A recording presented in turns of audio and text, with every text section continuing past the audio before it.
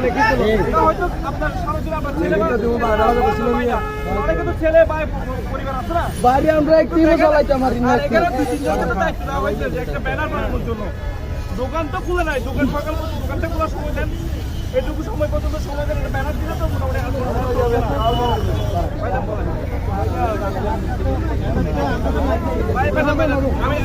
এটার জন্য আমি নিজে দাঁড়িয়ে আছি।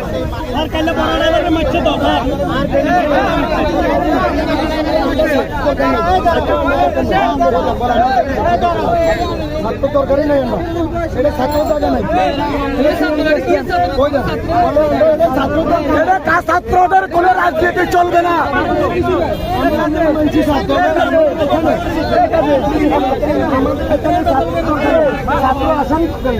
আমি আসছি না, আমার কথা শুনুন।